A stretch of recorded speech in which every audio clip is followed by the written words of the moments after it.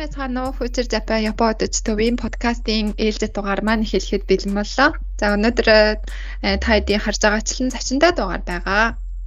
За тэгэхээр 28 дугаар дугаар болж та бүхэнд хүрч байна. За өнөөдрийн зочин болвол оюутан Японд суралцж байгаа, оюутан байж байгаа.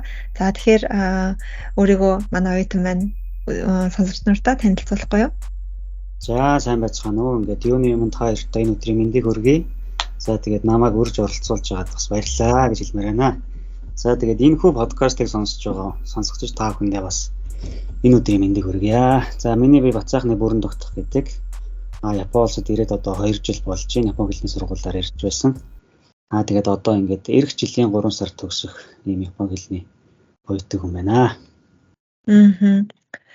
За бүрэн тогтох маань тэгвэл нэгсэндээ хувийн зардлаар ирсэн гэж ойлгож болох нь шүү дээ, тий? Тэгсэн хувийн зардлаараа. За ер нь бүр эхлэнээс нь асууя л да. Ер нь Японтой яаж холбогдсон бэ? Яагаад Японыг сонгох болсон бэ?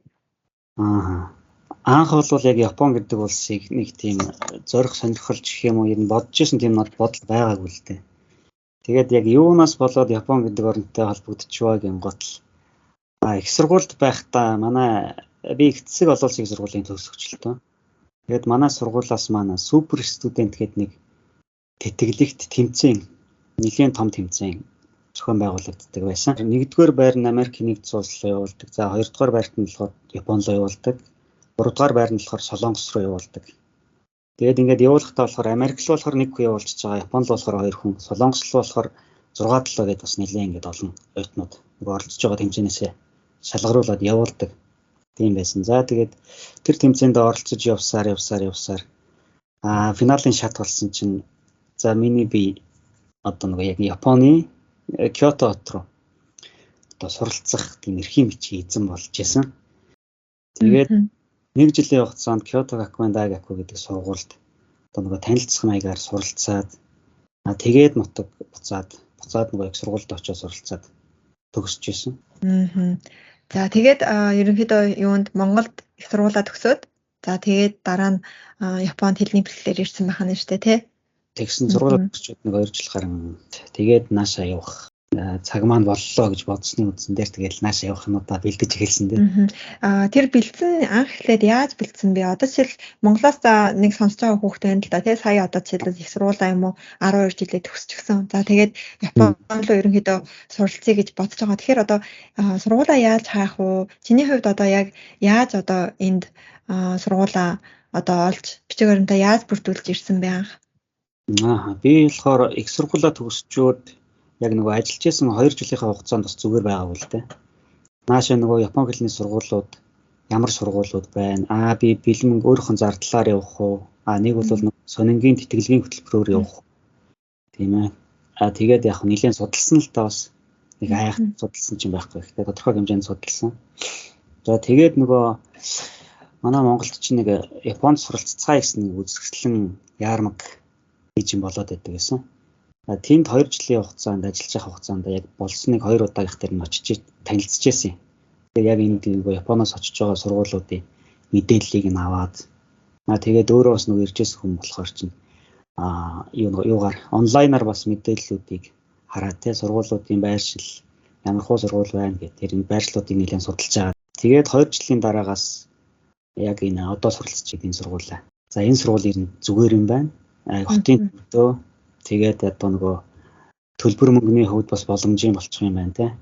Бүр нэг хөдөөрөө явангууд бас яг жоохон зайдууд руу явахыг хүсээгүй л те. Өмнө болохоор нэг Кётод байсан тэнгууд Токиод амьдарч үзэхийг хүсэж байсан. Хүсэлтэй байсан. Тийм үднээс яг энэ сургууль маань айгүй боломжийн санагдаад, байршланч боломжийн санагдаад, тэгээд төлбөр мөнгө гэж бас юмнууд нь айгүй боломжийн санагдаад. Тэгээд анх энэ сургуулиас сонгоод наашаа ирсэн байгаа энэ сургуульд. За ирэхэд одоо зардал мөнгө нь хэр байсан бэ? Юуны зардал гарсан бэ? За зардлын хувьд гэвэл эхлээд Монголд зарцуулсан зардлаасаа ярьж эхэлсэн зүгээр байх гэж бодож байна. За Монголд мэдээж нөгөө наашаа хэлний сургуулиар ирэх гэж байгаа хүмүүсийн хувьд Монголдо Япон хэлний бэлтгэлд 3 сар суралцаад N5 гэсэн төвчний сертификатыг авсан байх хэрэгтэй гэж нэг тийм сургуулиудаас шаардлага тавьдаг мэл ихэнх сургуулиуд нь. Тийм учраас нөгөө Монголдоо хэлний бэлтгэлд 3 сар суралцсан. Тэр суралцах төлбөр маань болохоор хэд байсан бэхээр за нэг санаж байгаа миний 180,000 төгрөг байсан шиг санагдаад байгаа юм. Нэг сарын. Тэгэхээр 3 сар суралцсан гэхээр би нэг 540,000 төгрөгийг тэнд анхан шатны Японы хэлний сургалтанд суухад зарцуулсан байгаа юм. Монголд миний зарцуулсан мөнгө нь хэд болж байна вэ? 850,000 төгрөгийг зарцуулсан байгаа юм. За тэгвэл гот яг нөгөө сургуулийн зөвхт зарцуулсан мөнгө юу вэ гэхэлэр энэ жоохон задаргаатай ярих гэдэг юм л да. Зүгээр задаргаатай ярьсан нь зүгээр. За тэгэхээр болохоор манай энэ сургуулийнх маань жилийн төлбөр нь 71,000 байсан санагдаж байна. Яг тухайд. Тэгээд энийг болохоор нөгөө хагас жилээр нь төлөх боломжтой гэсэн уяат нөхцөлтэй байсан болохоор хагас жилээр нь төлөхөөр мэдээд. За тэгээд хагас жилийн мөнгө маань болохоор 318,000 йен. Тэгээд 6 сарын сургалтын төлбөр гэсэн үг шүү дээ, тийм ээ. Энэ нь болохоор Монгол мөнгөөр тухайн үед чинь ханш нэг 25 таа байсан санагдаж байна. 25-аар бодохоор ч нэг 7,950,000 төгрөг юм да. Тийм болж байна. За тэгээд сургуульд өргөдлийн хураамж, тэгээд нөгөө элэлтийн хураамж гэдэг бас хамгийн эхний ээлжинд тийм мөнгө төлөх хэрэгтэй байсан л да. Тэгээд тэр мөнгнүүд маань болохоор хэд болдог вэ гэхээр өргөдлийн хураамж нэг 30,000 йен болсон байгаа юм. За элэлтийн хураамж гэдэг юм нь 50,000 йен болсон байгаа. За энэ бол зөвхөн яг хамгийн анхны удаалт төлөх мөнгнүүд шүү дээ. За тэгээд ном сурах хүчгийн мөнгө гэж мэдээж авах хэрэгтэй. Тэр нь болохоор 11,000 йен болсон байгаа юм. За тэгээд бас нэг нөгөө байгууллагын ашиглалтын нэг төлбөр гэдэг юм уу да нэг тиймэрхүү төлбөрөөс аваад ирсэн. Тэр нь болохоор 37,000 йен болж ирсэн. За тэгэхээр энэ болохоор яг нийтэд нэмэхээр чинь нэг 446,000 йен нийтдээ яг сургуульд төлөх ёстой мөнгө нь юм болж байгаа. За энэ болохоор нэг Монгол мөнгөөр чинь 11,150 гэсэн үг. За тэгвэл одоо нөгөө энд байгаа сургуулиуд чинь оюутны байртай сургуулиуд байдаг шүү дээ. Зарим нь болохоор байргүйч тийм сургууль ажилласан. Тэгээд энэ сургууль маань болохоор оюутны байртай. За тэгээд нэг сонгох шалтгаанаас байр нь айгүй ойрхон байсан л да над тухайд. Тийм учраас оюутны байрандаа шууд орё гэж шийдсэн. Тэгээд оюутны байранд ороход эхний 3 сараа заавалчгүй ингээд төлчүүл болон чамд амраа гэсэн угаасаа тийм санал тавьжсэн. Тэгээд би бас өөрөө тийм бодолтой байсан л та. Эхлээд нөгөө ажиллаа болоод цалинтайгаа золох хүртэл нэг угаасаа ингээд байрны төлбөрийг нэг 2-3 сараа төлөө явуучих гэсэн бодолтой байсан. Тийм учраас байр маань болохоор нэг сарын 42,000 йен байсан. Тийм учраас манай байр чинь нөгөө яг Токиогийн Шинжику гэдэг яг нөгөө төв хэсэгтэй байдаг. Тэгээд 42,000 йен гэдэг юм гот надад тухайн үед айгүй хямдхан боломжтой санагдаж байгаа байхгүй. Төвдөө ингээд яг байршлынх нь хувьд ингээд бодоход айгүй хямдхан санагдчихсэн. Тэгээд 42,000 йенийхаа 3 сарын төлбөрийг бодонгууд чинь 3 сар гэхээр чинь 126,000 йен болж байгаа. Монгол мөнгөөр болохоор 3,150,000 төгрөг болж байгаа. За тэгээд энэ байрнууд энэ ихэнх байрнууд тэгдэг нэг барьцаа мөнгө гэж юм авдаг юм байлаа. Тэгэхээр энэ байр маань болохоор яаж исэн бэ гэхээр 1 сарын барьцаа мөнгийг нэмж төлөх ёстой гэсэн шаардлагатай байсан. Тэгээд 1 сарын энэ 126 дээрээ 1 сарын барьцаа нэмэхээр одоо Монгол мөнгөөр 4,200,000 төгрөгийг төлсөн болж харж байгаа байхгүй.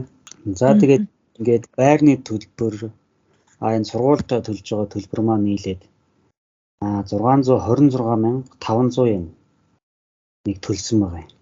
За тэгвэл энэ маань Монгол мөнгөөр яг 25-аар ханш 25-аар бодонгууд 15,669,500. Энэ үед ихтэй сургалтын төлбөр бол талаар нь төлөөд ирж байгаа тий? Тий, талаар нь төлөөд. Тэгээд эхний 3 сарынхаа байрны мөнгийг 1 сарын урьдчилгаа мөнгөтэйгөө за тэгээд нийтдээ 15 сая. 15 тий. Тэгээд дээрээ Монгол дахь мөнгөө нэмэх юм бол нэг 16 сая. За тэгээд онгоцны тий. Тэгээд нөгөө онгоцны зардал гээл өөрөө нааш хэрэгтэй яаж хоос ирэхтэй Германы мөнгө тий.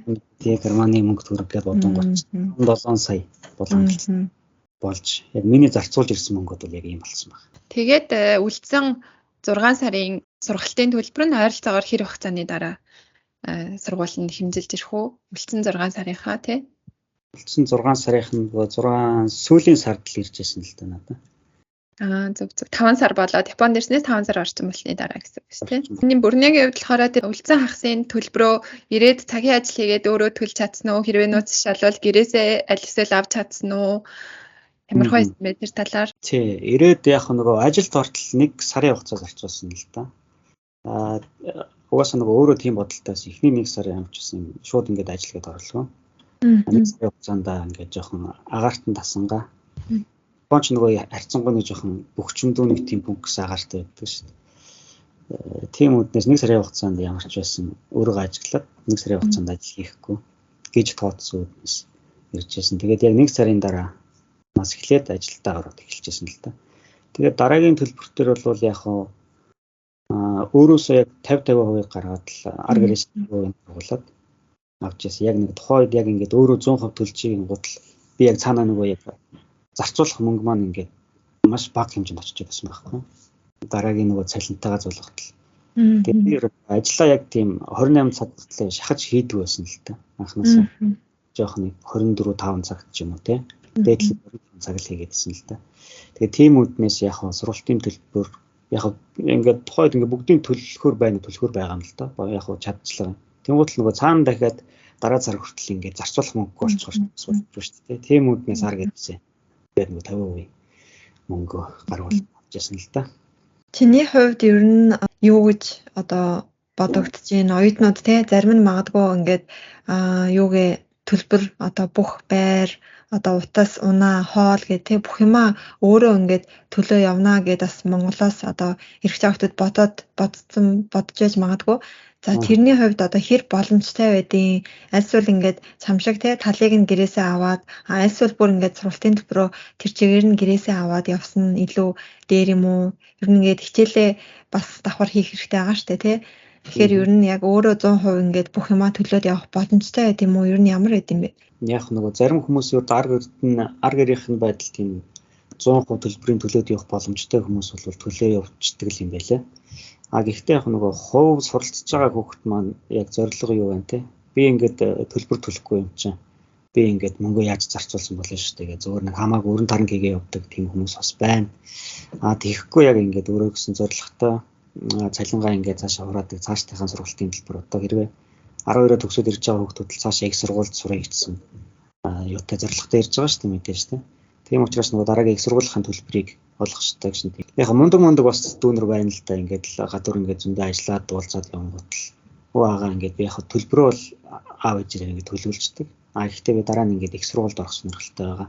Тийм учраас ингээд ингээд мөнгө төгрөгөл өрөхгүй байгаа гэдээ ярьж байгаа. Тийм хүүхдүүд л айгүй мундаг байгаа байхгүй.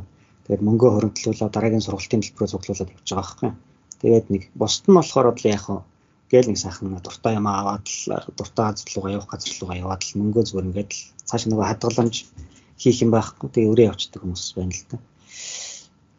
За тэгээд миний хувьд бол яах вэ? Ихэнх хүмүүс нь шууд болно гэсэн бодолтой л нааш ирж байгаа юм. Карманы мөнгө маш бага ирж байгаа юм. Гэтэ яг нэг давуу тал болох юм юу вэ гэхээр энд хэрвээ таньдаг одоо найз нөхөд ах дүүнэр таньдаг хүнтэй бол нэг давуу тал болж байгаа. Юугаараа гингуутл 90 гутлаа ямар ажил байдаг, яадаг, ийдэг гэдэг нөгөө хүмүүс нь бас зөвлөд өчөж байгаа байхгүй. Тийм учраас тийм зөвлөх хүмүүстэй бол яг давуу тал болж байгаа нэг талаараа. Тэгээд 90 30 тэд нар чинь тэгээ шууд нөгөө ажилдаа ороод явчихна гэсэн үг л дээ. Таньдаг хүмүүстэй бол. Тэгээд яг нөгөө энэ дээрээ шууд ажил хийгээл хэвээр нэрээ сургалтын төлбөрөө цугын төлөөл тэгээд лар гэрлүүгээ мөнгө явуулаад нөгөө тэнд зээл тавиад ирсэн бол зээл мэлээ ингээл сайхан төлөөл болчдөг гэсэн нэг тийм сэтгхүүтэй хүмүүс ирээд идэв юм шиг лээ ихэнх нь ажиллаад байхад. Тэгээд яг нөгөө хөрсөн дээрээ буугаад ирэнгүүт яг тэр асуудал бол маш хүнд байдаг л та. Тэгээд тэр зам эмэгтэй хүмүүсийн хувьд бол бас жоохон хэцүү шүү дээ. Ирчүүлч нөгөө эмэгтэйчүүдээс илүү яг нөгөө хар бор ажил хийгээд ингээд явчих шүү дээ гадуур чинь те. Янз бүрийн нөгөө барилга нураадаг ч юм уу тийм ажил хийгээд явчих. Эмэгтэй хүмүүс чинь тэрэнд чадахгүй. Тэгээд тийм учраас эмэгтэй эрэгтэй хүмүүсийн хувьд бас жоохон ялгаатай болох шиг байна. Яг зөв. Би бас нэг сая нэг ирсэн үеднээс сонсчихсан л доо. Нэгсэндээ нөгөө Монголоос зуучлалд явуулж байгаа агентлаг нь одоо тэр аав ээжт нь болон тэр оюутанд одоо очиод бол хүүч нь одоо ингээд тий бүх ингээд юугээ төлбөр мөнгө өөрөө хийгээд тэгээ бүр дээрэс нь гар дээр нь ингээд мөнгө үлдээд бүр ингээд Монгол дах гэрлүүгээ ингээд сар болгон мөнгө явуулнаа битгий санаа зов. Эсвэл нэр төлбөр бол юу ч биш одоо тий хангалттай боломжтой гэж одоо хилээд одоо нааш нь явуулсан байгаа юм л да. Тэгээ ирээд ингээ үзэнгүүт нөхцөл байдал нь бол бас яг бодит байдал ондоо байгаа штэ тий. Тэгэхээр бас яг одоо яг нэг басанда 2 жил хагас тий Японд сурцсан яг энэ оюутны яриаг бас ингээ хүргэж байгаа да. Яг үнэн бодит яриаг нь хүргэж байгаа да. Би бас амар баяртай байна. Би бас айгуу тийм кейс үзэндээ сонсч байсан л доо. Ингээд айгүй болдог. Манай зуучлалын газрууд бас мөнгөний төлөө бас битгий тэгж ажиллаач гэж би айгүй тийм хэлмээр л байгаа юм л дээ. Тиймэрхүү газруудад. Тэгэхээр бид нар ч одоо цөөхүүлэх нэ гэж ярьдаг. Тэгэл хүний нутагт адилхан ингээл ажиллаж амьдрахын төлөө ингээл явж байгаа шүү дээ тэр хүмүүс чинь. Нааша. Тэгж яхад манайхан ингээд зөвхөн ингээд өөрсдийнхөө мөнгөний төлөө өөрөөсдөө л бодоод л тэгэл хүнд өөрөөсдөө болдог сайхан бүтдэг шүү дээ. Асуудал юм шүү дээ. Амар баян болно ухааны юм ярил. Тэгээ нааш явуулдаг. Тийм зуучлалын газрууд бас хэрвээ одоо угаасаа байгаа юм чинь. Тийм газрууд бас жоох энэ асуудал тал дээр жоох анхаараач. Наашаа явж байгаа хүмүүстээ үнэн зөв мэдээллийг бас хүргээч. Тэгээд ганц тэр зуучлалын газруудын одоо хэлж байгаагаа зөвлөгөөгөөр биш те. Өөртөө бас ингээд онлайнаар одоо ингээд юм хөгжиж байна шүү дээ. Онлайнаар бас яг бодит байдал ямар хөө байдаг юм бэ гэдэг.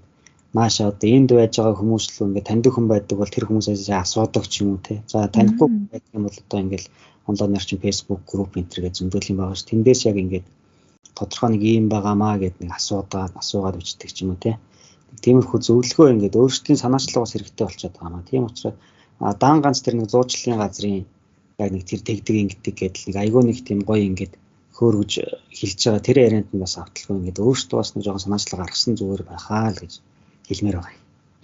Сая нөгөө бүрнэгийн хэлснээр цагийн ажил хийгээд мөнгө хурааж байгаа нэг хэсэг байна. Аль эсвэл нөгөө үрж байгаа нэг хэсэг одоо байгаа, зарцуулж байгаа хэсэг байгаа гэсэн шүү дээ. Тэр нь болохоор нөгөө анх эрэхтэй сургалтын зардлаа одоо зээлэхгүйгээр тий аав ээж нэг 100% төлөөд өгсөн хүмүүсийн хувьд тийм ээ. Тэгэхээр бас манайхны ихэнх нь бас нөгөө зээлээд ирчдэг тэрэнгүүтээ гадаад очингуудаа би одоо мөнгө явуулнаа тий Монгол руу явуулаад төлнө гэд тэгдэг. Тэгэхээр хэрвээ нөгөө зээл дээрээ тэрийгэ буцааж төлнө гэх юм бол юун хадгалах, юун зарцуулах мөнгө болно тийм ээ. Тий. Тэр нь олдохгүй. Тэгэнгүүт дээрээс нь эхний жилийн тэр зээлж ирсэн мөнгөө төлн дээрээс нь 2 дахь жилийнхээ төлбөрийг хураахгүй бол болохгүй гэ дараараас юмнууд гарч ирдэг болохоор ер нь нэг 28 цагийн ажиллаа хийгээд илүү те давхар ажил хийхгүй байх юм бол нэг хангалттай өдөр тутмын амжиргаагаа болгоод тэгээ нэг хэмнэж чадах юм бол нэг жоохон мөнгө 2 дахь жилийнхээ төлбөрийг хураадаг. Тиймэрхүү л ер нь байдаг тийм ээ. Тий, ер нь бол тийм. Яг нөгөө 28 цагийн ажил чинь бас нөгөө нэг ажлаас хамаарат цалин нь жоохон өндөр, жоохон бага гэдэг нэг хэлбэлжилтэй байдаг шүү дээ.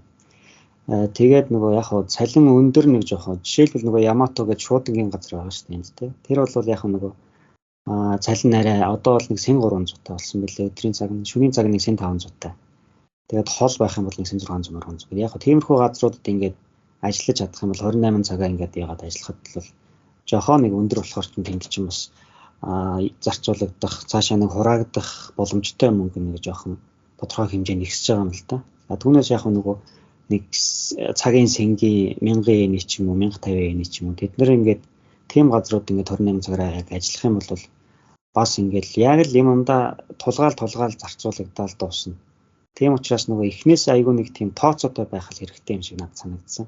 Бүх юм дээр ингээд за дараагийн сургалтын төлбөрт одоо яг биеийн цалингаас тэдэнд төгрөг хийх ёстой шүү. Тэгвэл яг ингээд явах юм бол хөрөлцөн шүү ч юм уу те. За би нэг идэж уу хоол хүнсэндээ яг энийг зарцуулах хэрэгтэй шүү те. За би нэг гой сайхан ингээд амттай юм бас ингээд аваад идчихвэл бас энэ төгрөг чи яах вэ гэдэг. Нөгөө өөрсдөө идэж явах юм айгүй бодолцдог ч юм уу те. Тэгээ манайхан ч нөгөө баг болчир хүмүүс ч нөгөө амттай жимттэй юм да. Тэгэл мөнгө айгүйх зарцуулах гэдэг те. Тэгэл манайх хувцс хонор гээл тэд нартай айгүйх мөнгө зарцуулах гэдэг. Миний хувьд болохоор нэг тийм юм дээр их айхдаг анхаарч үздэг.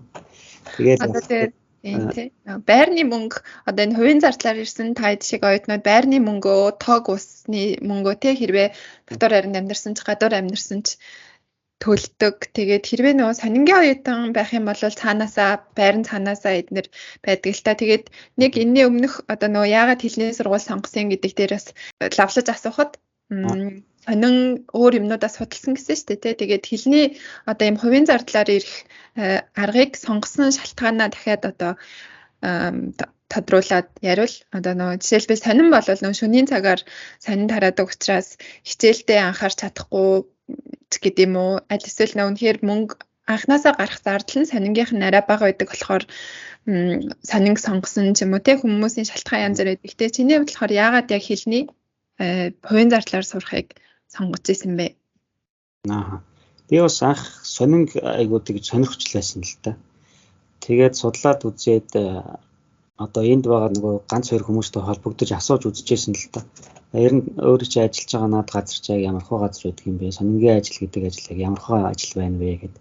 Ярингууд яг нөгөө өөр машин өөр газрууд дээр ингээд ажиллаж байгаа хүмүүсийн хувьд ингээд харьцуулаад үзэнгүүт нөгөө газраасаа зуучлалын газраасаа шалтгаалаад бас л нөгөө түрүүч ярьсан нэг айгүй гоё сайхан байранд амьдруулна тийм амар гоё л амархан л ажил гэж явуулсан л байгаа юм л да тэр хүмүүсийг бас ярингууд.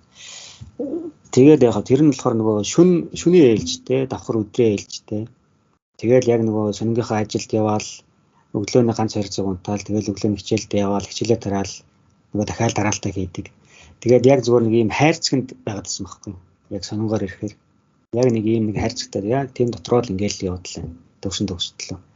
Тийм гот миний хувьд яг тийм хайрцаг дотор байхыг хүсээгүй л дээ. Би яг ингээд чөлөөтэй байхыг хүссэн байхгүй юу? Яг энд ингээд 2 жилийн хугацаанд Японы хэлний сургууль сурах хугацаанд одоо Япон гэдэг орны одоо бүх ингээд жишээлбэл одоо ямар ажил байдаг гэдэг тэр ажлууд ингээд чөлөөтэй хийгээд л ингээд туршиж үзье. За энэ ажил чинь бас ийм ажил байдаг юм байна. Энэ ажлыг бас ингэж хийдэг юм байна шүү. Тийм ээ. Яг нэг тийм зүйлүүдийг ингээд яг ингээд нэг өвчлэн айхтар бол явж чадахгүй ч гэсэн ингээд гоё судлаад ингээд нэг сонирхоод суралцаад явъя гэсэн тийм юутай байсан л та. Сонирхолтой байсан. Тийм үднээс сонин гэдэг сонингоор ирэхээ болиулаад за хувийн зардлаараа ингээд явъя.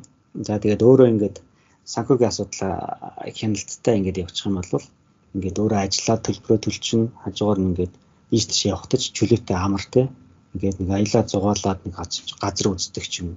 Тэгээ явхад ингээд өөрөө ингээд юм зохицуулаад айгүй ингээд чөлөөтэй явчих болно. Тэгээд хөгжих нь арай илүү юм уу те Япон гэдэг орныг таних боломж нь яг өөрийн зардлаараа ингээд явуучвал арай илүү юм уу та. Гэсэн нэг тийм тухайд нэг тийм бодол төрөөд тийм дүгнэлтэнд хүрээд л тэгээд яг бэлэн зардлаараа явъя гэдэг дээр санал өөртөө нэгдээд тэгээд ирсэн. Одоо тэгээд энэ анх шийдсэн шийдвэрээрээ одоо ингээд сураад явж хахад зөв шийдвэрээсэн байна гэж бодож байгаа юу? Тэгээ бас нөө төсөөллөөс өөр зүйл байсан уу? Чиний хувьд гэхдээ нөө өмнө нь жоохон Японд иржсэн болохоор гайг байсан байж магадгүй л те. Гэхдээ төсөөллөөс өөр зүйлээсэн байна уу? Сонголтон зөв байсан уу? Тэр талаар. Тий, сонголтонд харамсаг зөв шийдвэр гаргасан байна л гэж өөртөө бодож байгаа. Тий, одоо тэгээд айгүй ингээд л ерөнхийдөө бол энэ Япон гэдэг оронд айгүй дасчлаа шүү дээ. Нийгэмд нь ингээд нийгэмшээд ерөнхийдөө. Одоо ингээд цаашдаа нийлээ удаа хугацаанд ингээд амьдрахад л асуудалгүй гэдэг. Яг нэг тэр шийдвэр нь бол ингээд 100% баттай болсон. Хэсэг хугацаанд бол энэ оронд ингээд ажиллаад амьдраад явна. Тэгээд түүний дараа бас бот руугаа буцуул буцаад нутагтаа очиод бас хийж бүтэх бодсон бас юмуд байгаа шүү дээ тий. Тэгээд тэр бүгдийг хийгээд ингээд гоё сайхан явна гэсэн бодолтой байгаа. Бүрнэгийн хувьд болохоор яг энэ удаа хэлний сургуулиар ирэхдээ Японы ямар төвшөнтэй ирээд одоо яг ямар төвшөнтэй байгаа вэ? Хэр хугацаанд яаж одоо хэлний чадвар нь нэмэгдсэн байгаа вэ? Би нөгөө энд ирчээд 16-нд Монгол буцаад тэрнээс хойш Япон хэлээ дахиж ерөөсөө сөхөөгүй л дээ тавтааг байсан.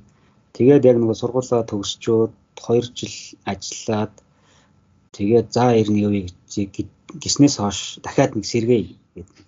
Чи эрэхтэй нэг N5, N4, одоо нэг N3 хүртэл нэг хагас дутуу үзсэн. Мөглөө. Тэгээд яг нөгөө тэр 16-наас хойш үзэхгүйс хараад бүр ингээ мартчихдаг юм байл л дээ. Тэгээд нэг 3 сар хугацаанд суралцсандаа нааш ирэхээс өмнө. Тэгээд нэг хальт талт ихнээс нь ингээ сэргээд явчихъя. Одоо л яг N3-аа дуусгаад N2 руу бол орчихно. Зөв. Тэгэхээр одоо ямар төвшөнд Ирнэ тэндээсээ нэмэгдээл явах нь шүү дээ. Хэрвээ N 4-тэй ирэх юм бол N 2-тай төгснө, N 5-тай ирэх юм бол N 3-тай төгснө гэх юм уу тий. За тэгээд ерөнхийдөө хичээлээ тэгээд хэдний бэлтгэлд явангаа давхар цагийн ажиллаа хийгээд явах хэр их хэцүү байдаг вэ? Ер нь хичээл энтрээ хийж амждаг уу? Хэр их одоо амралт чөлөө цаг хэр их гарч ийн? Тэгэхээр яг нэгдгээс 5 дахь миний хувьд бол тийм л дээ. Нэгдгээс 5 дахьын хооронд нөгөө ажиллаа шивтээ өгчдөг, ажиллах цагаа. Тэгээд яг хичээл тараад нэг хоолнд орохоо цагаа гаргачих. Тэгээд хоолнд орчиж нөгөө ажилдаа орох гэсэн нэг тиймэрхүү маршрутаар. Гэтэ яг нөгөө ажлын байр нь сургуультайгаа байртайгаа ойролцоо байвал айгүй амар санагддаг л да надад. Миний одоо хийдэг ажил маань болохоор яг байрны маань яг харалтаад урталт нь нэг ажилдаг. Тэр маань юу гэдэг вэ гэхээр нөгөө их сургууль, семин сургуулиудын Open Campus-ийн нөгөө танилцуулах материалуудыг бэлддэг. Тэгээд нөгөө Open Campus болох гэж байгаа газрууд нөгөө сургуулиудаас захиалга өгдөг. За манай сургуулиас одоо ийм зүйл бэлдээд одоо явуулах хэрэгтэй байна гэх тэрнийхэн дагуу нөгөө тэр захиалгын дагуу бэлдээд одоо нөгөө шуудангаар илгээж өгдөг. Тийм ажил хийдэг. Тэгээ хажуугаар нь болохоор яг нөгөө офс нүүлгэлт гэдэг. Офс нүүлгэлтийн ажил. Яг хагас бүтэн санд тэгээд яг ажилламаар байгаа үедээ яг тухайн өдөр нь нүүлгэлтийн тийм цагийн ажил байвал тэрэнд нь ажил хийгээд шууд шивтээ өгөөд тэгээд их ажлаа явуулдаг л та. Гэхдээ хажуу талаар нөгөө яг хичээл хийх цаг гэдэг яг зохицуулахгүй бол яг хичээл хийх цаг жоохон таархан гардаг. Тийм үднээс яг нөгөө ажиллаа дуусгаа за тэдэн цагтаас ингээд дуусчихна ирээд одоо ингээд нэг хальт хогийн хоолоо хийгээд идэх үлээдчихдэг. Тэгээ нэг бол гадуур идэх ч юм уу. Тэгээд ороо нэрэнгуутлаа газ хичээлээ хийгээд за тэдэн цаг дуусчихтай. Тэгээд унтаад өглөө ирцээрээд ингэ явах хэрэгтэй гэдэг. Нэг цагийн төлөвлөгөө гэдэг юм гаргачихлаа айгүй амар санагдсан л да. Яг зөв. Төлөвлөгөөгүй ингээл амьдрах юм бол ерөөсөө л яг урсгалаараа л яваад байна тий. Тэгэл эхлээд бол биш нөгөө төлөвлөгөөгүй яваад ицсэн. За энэ нэг сонирн болоод байна даа гэж байгаа. Тэгээд яг нөгөө цагийн төлөвлөгөө эхлээд гаргаад ирсэн чинь маш ингээд амар санагдаад явчихж байгаа байхгүй. Ингээд ингэх хэрэгтэй гэдэг. За маргааш чи ийм ажилтаа энэ ажилтаа ингээ явчихна гэдэг. Тэгээд тэднийгээ урьдчилаад ингээ тооцчих юм бол бүх нөгөө ажиллах цаг, хооллох цаг, хичээлээ хийх цаг гэдэг гараад л явчихж байгаа юм да. Яг зөв. Өөртөө маш амар болчихж байгаа байхгүй. Ялангуяа энэ төлөвлөгөөний тал дээр Япончууд бол маш нарийн төлөвлөдөг байгаа тий. Хийх цаг ажиллаа. Тий одоо ингээл жишээлбэл нөгөө Hikkoshi-ны офсын нүүдгэлтийн ажил дээр гараа явж ангуутал нэг шинэ офст ингээд шинэ тавилгууд оруулж байгаа байхгүй. Тэгэхээр тэр хүмүүс бүр ингээд схем ингээд зураг гаргацсан. Тэнгууд тэр зурган дээр нь бүр ингээд метраараа энэ ханнаас тэд зайтай, өөр хоорондоо тэд метрийн зайтай. Яг энэ тавигдах хэрэгтэй гэдэг бүх ингээд ойлгомжтой зургийг гараад тавьсан байгаа байхгүй. Тэгэхэд энэ хүмүүс яаж ажиллаж байгаа нөхөр яг тэр хэмжсэн сантиметраар нь яг тавьдаг. Яг тэр хоорондох зайг нэстэй яг ингээд яс хэмжээд тавьдаг. Тэнгууд л манайхан ч юм бол тэгдэг шүү дээ. Нөгөө зураг харчаал баримжаа. За энэ нэг энэ явцсан юм байна. За нэг иймэрхүү зайтай байна. Гэл ингээд шууд ингээд нөгөө нүдэн баримжаагаар тавиад явцдаг. Тэгээд чинь Япон хүмүүс ч болохоор бүр миллиметрийн зургуулж өгдөө гэж тавьж байгаа байхгүй. Тэрийг харангуут би бас эхлээд монголхон болсон үгүй ч дээ. Юун сүртэй энэ ганц метрийн зай. Ганц метрийн юун сүртэй юм битээ гэл анх эхлээл нэг тийм бодол ялцчих орж ирдэг юм шиг. Тэгээд дараагийнх нь 1-2 ингээд ажиллаад ирэнгүүт л өө нэрээ бас мундаг ба штэ. Тэр чинь бас ингээд захиалгаар ингээд байгалаа хүмүүсийн ажлыг хийж өгч байгаа штэ. Тэгэхээр ийм хариуцлагатай 5 мм ч гэсэн ингээд зөрүүлэхгүй яг тэр өгөр нь ингээд тавьж идэг. Үнэхээр хариуцлагатай ажлыг үнэхээр хариуцлагатай хийдэг хүмүүс мундаг юм а гэж сүүлд нь яг хэрэгцүүлээ тийм дүгнэлт хийж байгаа байхгүй. Тэгэхээр бас хүмүүс ажлыг яаж хийдэг вэ? Ажлыг ингэж хийдгээр энэ хүмүүс яаж амжилтанд хүрч ин тэ. Эндээс бас ингээд судалсаар л байгаа л та. Одоо энэс гадна Японд ирээд сурсан гэх юм уу шинээр одоо өмнө нь анзаардгүй байжээ гэсэн тийм сурсан зүйлээс өөр санаанд орж байгаа юм байвал бас гоё нэмээд нэлээд одоо ажиллахтай юм гоё хариуцлагатай бүх юмыг нарийн ажилтай гэдгээс гадна Японд ирээд сурсан зүйлээсээ. Тий. Хамгийн нэгдүгээр тал яг нөгөө манайхны чинь хувьд Улаанбаатарт нөгөө төгжрөл цаг барих асуудал айгаа хүндрэлтэй байдаг шүү дээ. Тийм үднээс нэг айхтар нэг цаг барьдаг. Гэхдээ одоо сүүлийн үед л бол манайхан бас цаг барьдаг болоод эхэлж байгаа юм шиг байлээ. Тэр нь бас талархав шүү дээ. Тэгээд Японд хамгийн нэгдүгээрт цаг барьна гэдэг асуудал бол үнэхээр гайхалтай. Энэ хүмүүс бол айхтар цагийг яс барьдаг тийм. Өөр ингээд яг нэг газар ингээд товлсон цагтаа бол яг тэндэл ирдэг. За ихэнх хүмүүс нь бол нөгөө товлсноос нэг 5 10 15 минутын өмнө ирсэн байж байдаг чинь. Яг үнэ. Тэгэн гол бид нар чинь нөгөө яах вэ? Эхэндээ би бол тэгдгэлээсэн л та. Нөгөө деншаанда жоохон оцрол буучдаг ч юм уу. Дараагийнхтаа амжихгүй дараагт нь суугаал. Ганц 2 минут оцрол очингууд л аль үжээ бүгдээрээ цугалцсан байж байдаг те. Тэгэл тэндээс ингээл эхлээл ганцаараа ингээ сүүлд нь очиж байхдаа аюу санаа зовж байгаа юм чинь тэр чинь. Эдгээр хүмүүс чинь төрөлд ирсэн багт сүүлд нь ирчлээтэй гэж бол. Тэгэл дараагийн удаад нь болохоор за би өмнө оцорсон шүү.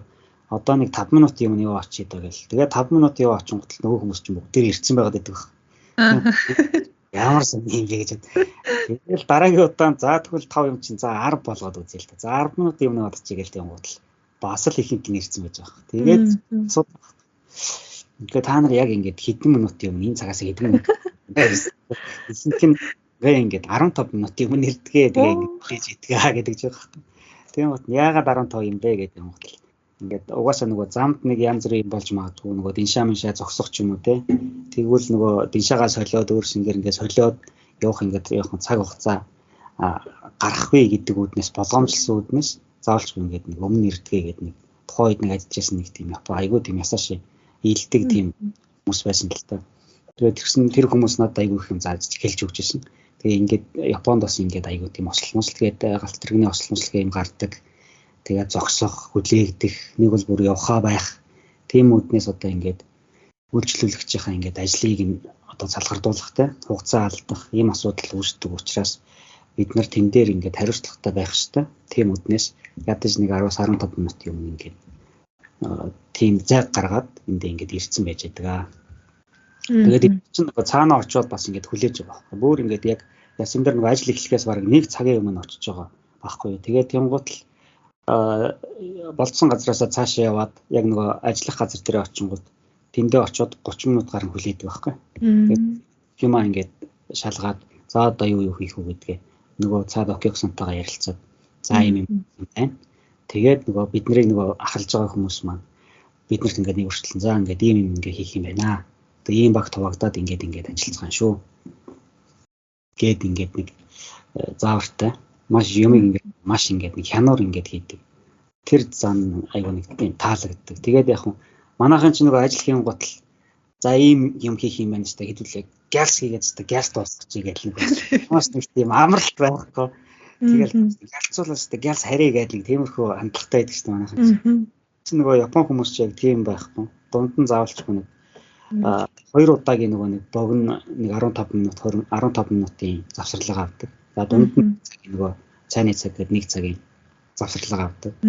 Ихсдэрээ хүн чинь нөгөө нэг ядралт гэдэг юм байхгүй. Ингээд бие яг гоё ингээд аваа явчихж байгаа байхгүй. Нэг ядрахгүй. Тэнгуут манайхан чинь нөгөө нэг тэгж дайрдгаараа нэг жоох ингээд л дараа дахиад л ажил байгаа шүү дээ. Тэнгуут чинь тэгж дайрдгаараа нөгөө жоох ингээд ядраад ядралт авахгүй байдаг. Тэнгуут болохоор явчууд болохоор яг ингээд өөрөө ингээд гоё гейм хийхин тулд яг тэр амжилт гэдэг зүйлийг маш ингээд зохицуулж яадаг. Одоо ингээд хичээл орж байхад хүртэл тийм шүү дээ. Одоо нөгөө хичээлийн нэг 10 минутын завсарлага боллоо гэдэг юм утчаа. Завсарлагаараа амхандаа нөгөө хичээлээ хийх гэдэг даалгавартай бол нөгөө даалгавраа ялс хийж ажилттай юм чинь гэдэг л манайхан чинь заримдаа юм тэгдгэлтэй би ч гэсэн бас заримдаа тэгдгэлээсэнтэй ихэндээ. Тэхэн бодол хөөе бүрнээ чи 5 минутын амралтаараа яг ингээд амрах хэрэгтэй зүгээр амар гадаа гараад ингээд юу агаар амсгал байдаг ч байна. Тэгээд ихэндээ үгүй яагаад зүгээр штэ зүгээр ингээд хийгээл болдгол байсан юм чинь зүгээр болно штэ гэдэг анхандаа тэгж бодож байгаа байхгүй. Тэгээ сүүлд нь ингээд яг тэр амрах үедээ амраад ингээд гадаа гараад нэг агаар амсгалчаад ороод ирэнгууд чинь дараагийн ингээд нөгөө багшийн нөгөө зааж байгаа ямыг хүлээж авах. Толгойн нэг сэрэг байдал айгу сэрэг болчдөг юм удаа л гэсэн нэг тийм ойлголт авсан л та. Яалтчгүй нөгөө тэгэл завсарлаж байхад хугацаанд нөгөө хичээл нэг даалгавар малгар юм хийх хэрэгтэй байна. Тэрийг ингээ хийж байгаа л тэгэл дараагийн нэг юм үргэлжлүүлээ сонсонгууд л ингээд нэг жоохон юу яатсан дүүнгэрсэн ч гэх юм одоо нэг тиймэрхүү байдалтай байгаад байдаг. Тэгэнгუთ гарчаад нэг завсарлчаад орж ирээд тэгээ ингээд суугаад л за хичээл эхэллээ гэдэг. Тэгээс өмнө яг нөгөө хүлээж авч байгаа юм аюу ингээд ойлгомжтой болж эхэлж байгаа байхгүй. Яг сэргийг байдалтай байгаад байдаг. Айгу мундаг юм аа ингээд бүрнийг ингээд сонсоод тахад айгу юм иймэрхүү юмыг нь олж чадж байгаа гэх юм уу тий. Бас юм олж харахгүй нэг юм учрыг ойлгохгүй байсаар агаад ингээд дуустдаг, нутагцдаг ч юм уу. Тим хүмүүс бас байдаг. Тэгэхээр бүрнээ өөрөө айгу анханасаа бас айгу тийм зохион байгуулалттай анханасаа тийм зантай байх гэж би бас бодлоо. Тэгээд ирээд бас зөндөө олон юм гоё юм харж чадсан байна. Тэгээд одоо бид хэдийг Монголоос сонсож байгаа хүмүүс нэг л их ингээл юм баригдмал гэх юм уу те бүх юмд ингээ баригдсан айгу хэцүү нэг юм шиг сонсогдож байгаа ах. Тэгтээ яг хөө тийм л дээ. Тэгээд ажил хичээлийнхээ хажуугаар бас чөлөө цагаараа юу хийж ийн одоо Японы юу нь гоё санагддаг вэ? Хоол нь бас ямархуу санагддаг Япон хоол тийм гоё юм чөлөө цагаараа юунаас гоё одоо таашаалаа цагийг өнгөрөөж ийн тэр талаараа нэг хуваалцаач. Чөлөө цагаар яг нөгөө ийш тишээ нэг ойрхон ойролцсон ямар газар байна тэгээд гоё очиод үзчихээр газрууд найзуудтайгаа бол найзуудаараа явдаг ч юм уу те. За манай найзууд маань завгүй бол ганцаараа явждаг ч юм уу. Энд ирээд нөгөө дугуй гэдэг зүйлийг аягүй хэрэгэлдэг. Тэгээ би ч бас өөрөө нөгөө багасаа дугуй ундаг аягүй тийм сонирхолтой болохоор ирээд л нөгөө шууд дугуйгаа бодлож аваад дугуйгаа унтсан. Тэгэл ийш тишээ нөгөө дугуй унтчихар ч аягүй амар. Ойрхон ажил мэл гарах юм шүү дугуйтайгаа явждаг. Деншаанд мөнгө өрдөг. За тэгээд ийш тишээ нөгөө аялал зугаалах очиод газар үзьгээд явгот чинь деншаагаар ингээд л явгот жоох мөнгө зарлагддаг ч юм уу. Тэгээд зарлага гарахгүй тулд нөгөө ойрхон байвал дугуйтайгаа шууд явах гэдэг. Нөгөө газруудаа шинэ газруудаа очиж ингээд үзээ явчихдаг. Тэгээд чөлөө цагаараа ихэнхдээ л яг нөгөө ийш тишээ явж газрууд л үзэх юм да. Тэгээд нэг жоохон далаа малаагаар дугуйтай болохоор шин далаагийн хажууд талаар далаан зам далааны замаар нь хажууд талын замаар нь дугуйтай явдаг ч юм уу тий. Тэгээд тэрүүгээр явж байгаа чинь нөгөө Япон одоо залуучууд хүүхдүүд нь аягүй тийм нээлттэй юм шиг санагддаг. Тэгээд очиод ингээд ганцаараа явж байгаа жишээ нь тэнд нэг суугаад ингээд буугаад амраад тийм болж яхад л үгүй сайн уу хачи хаанах вэ гадаад уу гэж үрээд ирж байгаа жишээ тийм. Тэгээд тэндээс үүдэл ингээд ярилцаал одоо ингээд ганцаараа явж байгаа юм. Тэгвэл ингээд нартай бид нар бас ингээд найзуудаараа 2 3 найзтайгаа явж байгаа юм аа. Цуг явах уу гэл тэгдэг чинь. Адилхан дугуйтай явж ивэл ой ич явж байгаа би бас ганцаараа явж байгаа ш. Тэгвэл хоёулаа цуг явах уу гэд ингээд цуг явж байгаа. Нэг тийм гоё нээлттэй. Тэгээд яг өөр одоо нөгөө найзуудаараа нэг юуны газар тоглоомын газар мазар нь очдөг ч юм уу тий. Тэгээд нэг ямар газар байна ингээд ойр хавийн газруудаараа ингээд нэг жоохон явж үзчихэл чөлөөцөө. Гэтэл өнгөрөө. Тэгэхгүй бол ингээд ажил сургууль гэж яваад ах юм бол нэгдүгээрт өөрөө одоо ядарна, хоёрдугаарт одоо өөртөө бас нэг амралт тий тийм дуртай юм хийх цагийг бас гаргах нь бас аюул чухал байдаг шүү тий. За тэгээд ерөнхийдөө ингээд яриа маань за төгсгөл хэсэг лүүгээ орж байна. За бүрнээ маань одоо эх жилийн 3 сар төгсөх байгаа шүү дээ тий. Тэгээд төгсөөд ерөнхийдөө яах бодолтой байгаа юм? Төгсөөд одоо шууд нөгөө ажлыг гэсэн сонирхолтой л байгаа л да. Тэгээд болохоор өөрийнхөө мэргэжлийн дагуу компани болоод ажиллах сонирхолтой байгаа. Тэгээд яг одоогийн нөгөө судалж байгаагаар нэг айхтар судалж чадаагүй л байна л да. Тэгээд одоогийн байдлаар судалснаар бол яг гадаад ажилчин гэх тийм нөгөө цалин хөлснийг жоохон багч байждаг ч юм уу. Тэгээд миний нэг сул тал болоод байгаа юм нь юу гэхээр нөгөө төгсөөд нэг 2 жил алгасцсан тийм утлаа нөгөө мэргэжлийг ажиллаж чадаагүй гэдэг өөрөөсөө бас нэг жоохон за юм аа нэг жоохон мартцсан байгаад яадаг бол гэдэг үднэс тэр талаараа бас өөртөө нэг жоохон санаа зовлттой байгаа юм. Тийм байдалтай байгаа. Гэхдээ яг хөө энд чи айгүй боломж. Тэр мэргэжлэр төгссөн ч гэсэн одоо нөгөө ажиллаагүй байсан ч хамаагүй дахиад эхнээс нь юм ингээд зааж өгөөд ингээд компанид авдаг гэсэн тийм газрууд бас байдаг юм билээ. Тэгээ яг ховор бүр элбэг хөшлөм юм байлээ л дээ.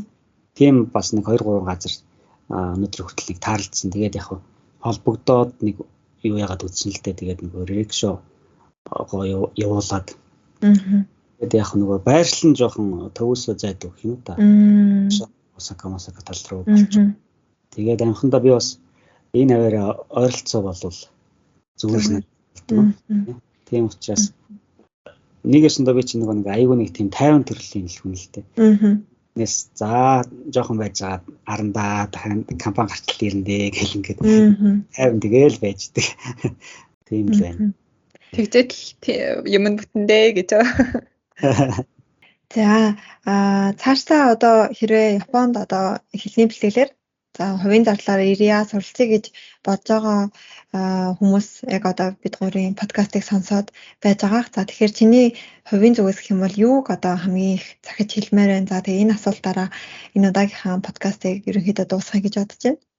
За тэгэхээр түрүүн хэлсэнчлэн хамгийн нэгдүгээрт одоо нөгөө Япон хэл гэдэг зүйлээ суурийг нь Монголдо байх хугацаанд ингээд нэг ямар ч асуудалгүй ингээд нэг ойлгоцгоорой.